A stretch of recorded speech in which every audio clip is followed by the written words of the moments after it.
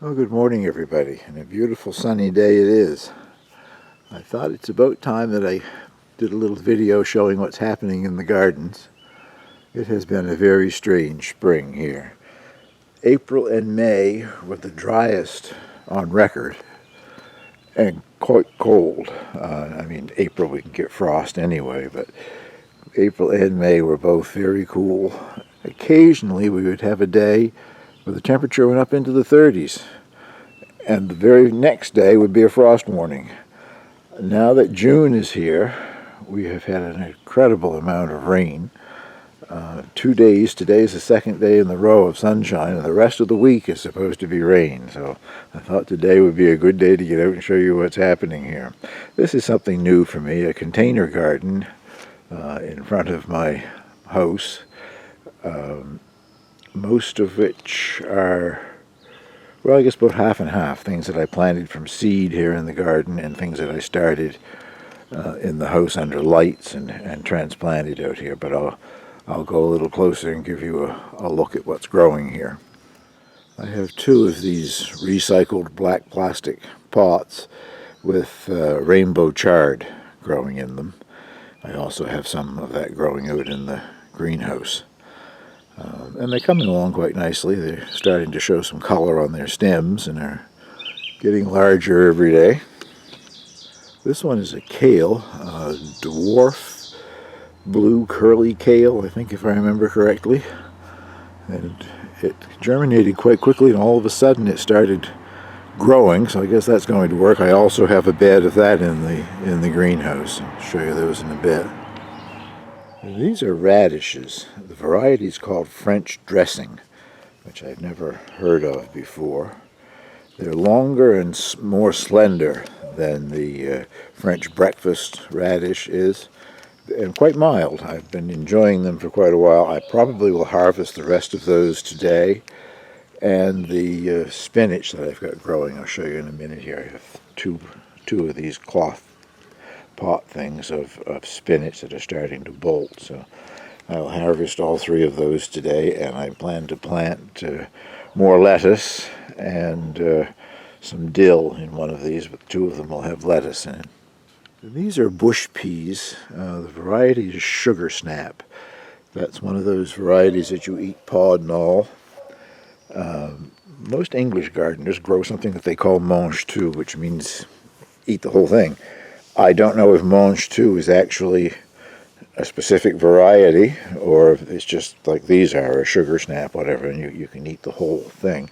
They are not supposed to grow too terribly tall. These are a bush variety, and I have, if you can probably see, I have some small stakes around the edge of the pot, and they're hanging on to those, but it says 18 inches, so if they stop at 18 inches, I should be all right. They won't fall over. But I have 3 pots of those, and they haven't bloomed yet, but they're looking very healthy and growing fast now. This is one of the 2 containers of spinach, and it's doing what spinach always does for me. It's starting to bolt. I'm going to harvest both of those today, as I've already said, and plant lettuce and dill in their place. But with 2 pots, and if I pick it all today, I should have enough for a side dish for my evening meal anyway. One squash plant looks pretty much like another squash plant, so I won't bother showing all the varieties that I'm growing. That particular one is a zucchini, and again, it's a bush variety, so in a container it should do quite all right. I'm also growing a pumpkin, French heirloom pumpkin, called a Cinderella pumpkin in English, I guess. It's sort of flatter than the Halloween pumpkin that you see, and quite big around, but not as tall. And it's almost an orange red, the color of the thing. So that will be something to look forward to if I actually manage to grow any. I just have one planted here, and the rest are planted up at the community garden, and I'll take you up there before I finish this video. I also have a variety of squash that's called Boston marrow squash, a large orange or yellow squash, sort of in the same idea as Hubbard. And I think the pumpkin, the squash, and this. Yes, I guess that's the 3 different kinds that I'm growing here. I had a cucumber, one of the cucumbers that I've started in the house out here, and it was struggling, and then all of a sudden I come out and snails or slugs or something had completely done away with it, so I have reseeded that. They're not up yet. One of my subscribers always sends me some seeds every spring, and this particular tomato variety is called Manitoba, a very early short season variety, so I'm braving it. I've got one outside here in the garden just to see how it will do. I have several in the greenhouse. But thank you very much, Sandra, for the gift of seeds once again. And I guess so far what I have shown here, those radishes were also from you. And there's a lettuce in there. The lettuce variety is called tennis ball. It's supposed to be a head lettuce, but very small. Hopefully larger than a tennis ball, but still quite a small lettuce. And I have several growing in the greenhouse, and I will have more growing here when I seed some in later today. But I put that one there just to compare it to what's happening in the greenhouse. Last but not least in this area are the beans. I've got them growing under bamboo teepee, wigwam, whatever. They're not a tall pole bean. They're only supposed to grow like 18 inches to 2 feet tall or something like that. But they need support still, so I put these large canes in here that should probably go up, I don't know, 5 or 6 feet, I guess. And also around the perimeter, I did put a few of the scarlet runner beans, one for each of those posts, I guess. I don't know how many of them actually came up because the seeds were quite old, but those will grow to the top and hopefully have some nice red blooms. Well, let's go out and have a look at the greenhouse.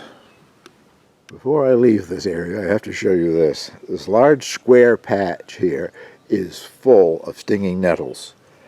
I've lived on this island all of my life, and until about 3 years ago, I had never seen a stinging nettle here. I'm convinced the seed came in and bought in compost that I was using. And they are everywhere on my property now. This bed is sort of square and full of it because it's surrounded by railway ties. It used to be a lavender garden, and over the years I lost the lavender and have just ignored it and let it go. But stinging nettles everywhere. Well, the first thing on the right there is sage, which overwintered in here. It always does. I cut it back severely this spring. You caught a glimpse of Angel or not? She just walked in front of the camera. And obviously there's a blank spot up in here, so one of the plants didn't make it, but nevertheless that'll produce more sage than I can possibly use. And then next to it here in this particular bed is one of my varieties of tomatoes. I'm going to put a list down below this video telling you all of the things that I started myself from seed, along with the description of them from the seed catalog that they came from. So I'm growing 2 indeterminate varieties in here. One is a heart-shaped cherry tomato, and the other one I remember is called terracotta. I think I've got a couple of plants of each of those in here, and then I've got more of the Manitoba ones in here. I'm quite excited to see what they look like. And if I can get up here a little bit more, the 3 pepper plants along in here are boughton seedlings from Canada Green.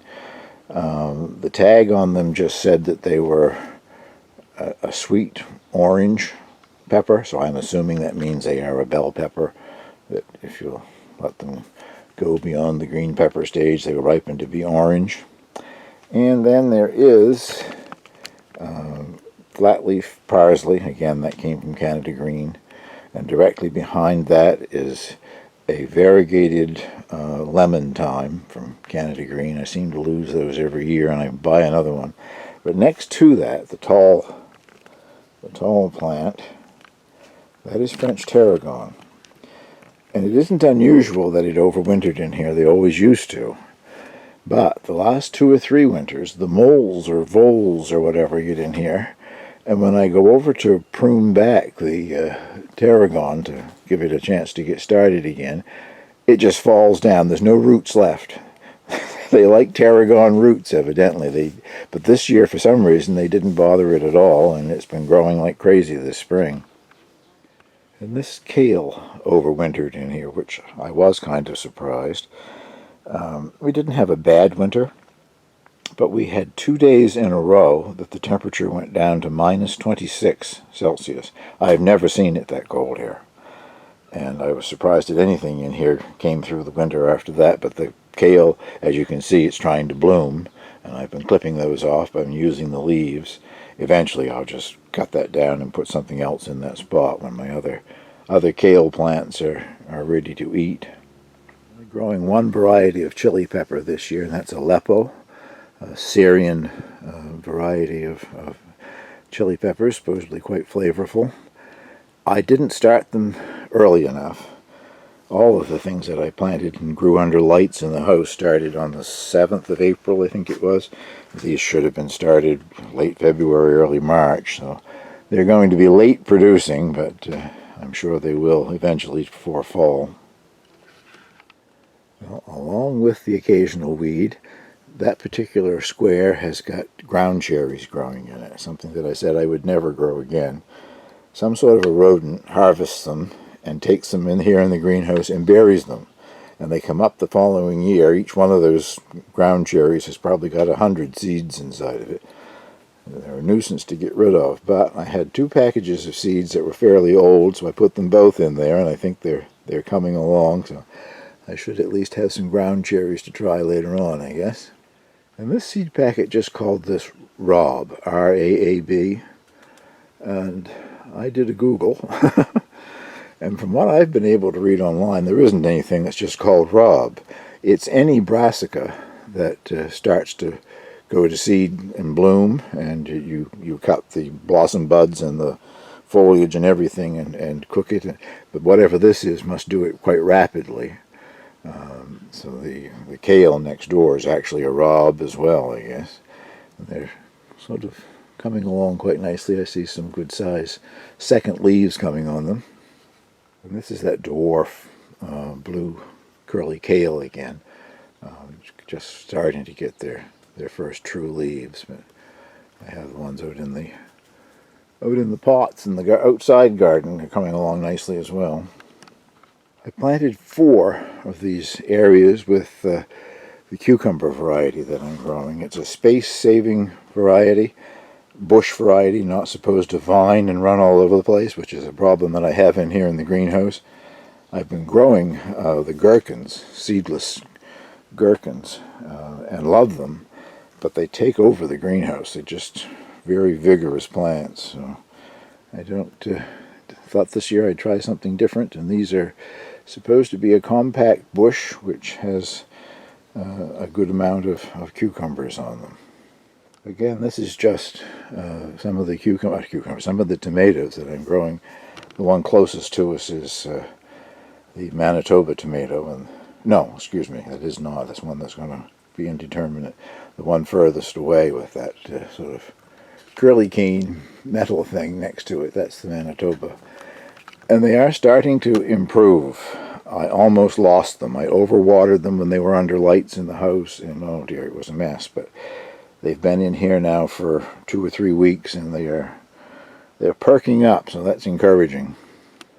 Well, this bed is all perennial stuff. And the first one closest to us, right there, I believe that is Chinese lantern. I've been wondering all spring what it might be, but it's just starting to have some blossom buds.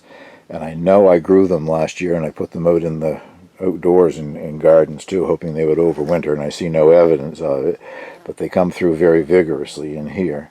And the chives, of course, those are the Asian chives. It's a much larger chive than the conventional one that we buy. But soon I will be cutting that back. I always find that the blossom spikes have a very woody stem, so once they've sort of finished blooming, I cut it back and let it grow again, and then you get more of the good fresh basil, good fresh chives. In the background there are 2 different kinds of mint, One is the Moroccan mint that you use for making Moroccan tea, and the other is called apple mint. And I can keep them controlled in here in these cloth raised beds. And behind that is a lupin plant that I haven't had in here for a number of years, and it doesn't really bloom any earlier in here. It's a big, vigorous, healthy plant, but they're also blooming outside in the fields this time of year. The grapevine is looking very healthy.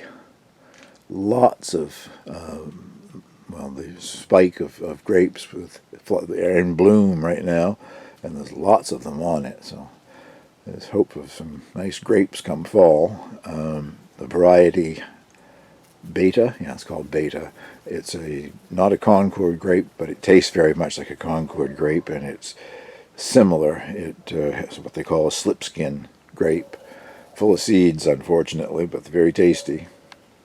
And this little patch of peas are called Yorkshire Hero peas. Evidently, at one time was a very popular variety, and are fairly rare now. I got the seeds from Annapolis Seeds. And they are also supposed to be a bush variety, but I haven't got anything in there for supports yet. Excuse me, I'm going to have to put some supports for them to cling to soon. And next to that, that's two, well, I guess there's three of them still surviving there, of the tennis ball lettuce, growing much nicer in here than they are outside, I guess. Lost one of them. There were four there, and the slugs or snails or something completely devoured one of them. There are two of the zucchini plants. Once again, they're supposed to be a bush variety and not run all over the place, which is fairly common with zucchini anyway. You don't often find one that puts out runners. And that's a leaf lettuce called black-seeded Simpson. And I think I see a radish or two that must have got mixed in with it, but those will be ready to harvest some in short order here. And next to that is a bed of radish. Same variety that I was talking about a bit ago. Two of these little square beds with golden beets, yellow beets, very poor germination. That particular bed that I'm showing you has less than 10 in it, and the little bed next to it's only got a couple. I keep forgetting to buy more beet seeds, but I will soon and put them in amongst it for a later crop of beets. That's more of the rainbow Swiss chard. Whenever I order seeds from Annapolis Seeds, and I do every year, there's always a free package enclosed, a little bonus. This year it was a type of mustard, and I can't think of the entire name, but it's Tokyo something or other. And the claim to fame is it is supposed to be mild enough that you would use it as lettuce, and I was skeptical of that because I have grown several varieties of mustard, and they were all too strong for me. However, I have been munching on these leaves, and there's a slight mustard flavor, but they will be excellent to use for a salad. So, and they're getting quite large. I can start picking that any day now. Well, the two beds in focus there, hopefully, are carrots. The one on the right was another gift from Sandra, thank you. It's a package of those mixed colored carrots, a variety of different colors in the same package, and they're up and doing quite well. On the left-hand side, I had planted a Nance, just an ordinary orange carrot. They were up and doing absolutely as well as the ones on the right, and I came out one morning and they were gone. Something ate the whole thing. So I have reseeded them. Hopefully you can see where they're just starting to come up there again. So hopefully this time, whatever it is, won't mow them down. Strange that they didn't bother the bed of the multicolored ones next door.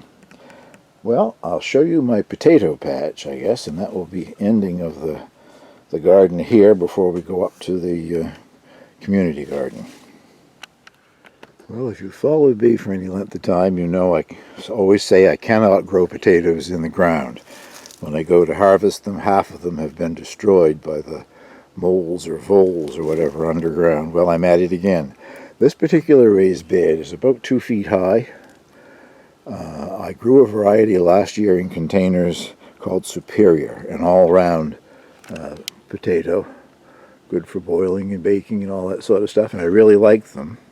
I had a number of small ones that I never did eat. When I was checking earlier this spring, they were sprouted, so I've put them in this long narrow bed and they're coming up. The ones at the back are doing better than the ones at the front here, but the ones at the front have just started to come up, so I'm sure they'll catch up. But time will tell, sometime in August or whatever, when I harvest my first potatoes, as to whether or not they've all had the sides eaten off of them. Well, that finishes the garden tour here at the house. I'll do a short clip up at the community gardens and add it before I put this up on YouTube. Well, hopefully this won't be too bouncy. I didn't bring the tripod with me. But my rather large bed has 6 plants in it, but they're all starting to grow, and they are monsters when they finish growing, so I think 6 will be more than enough. The 3 on this side are the squash, the Boston marrow squash, and the 3 on the other side are the heirloom French pumpkin. More information, as I've said before, down below.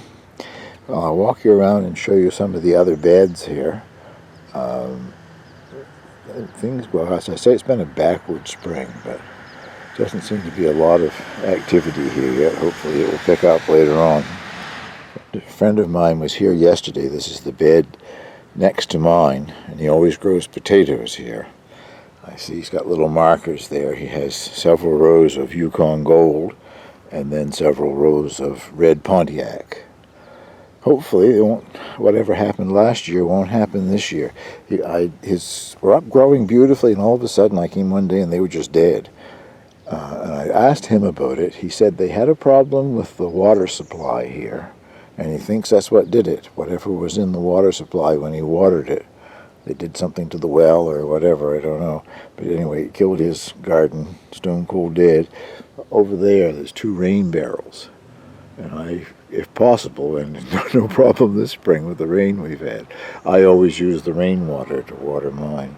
I don't know whose garden this is, this little plot, but it seems to be full of pepper plants of some kind. I don't see a tag to tell you what kind they are. So just have to keep an eye on it this summer and see what produces, I guess. This is a lovely location for anything that needs heat, though. From the time the sun comes up until it sets, it's exposed to the sun here when we have sunny days. This one has some garlic coming up in it, and in between the garlic are potato plants.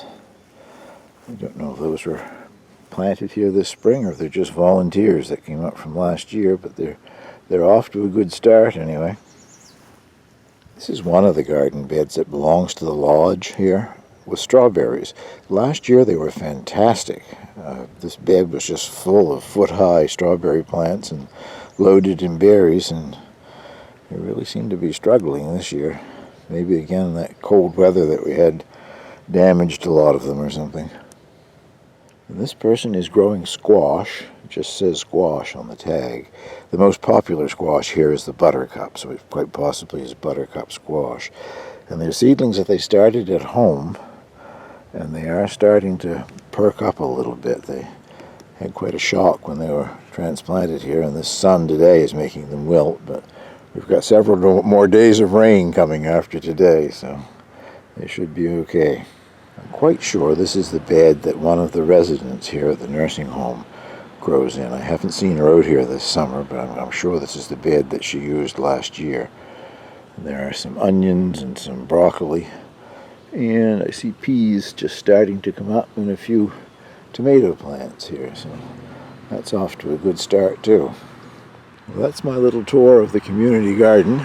Give you a look at the view off here, Eastport, Maine, over in the distance there. Thank you very much for watching. If you managed to stay awake all the way through, I'll get this uploaded to YouTube.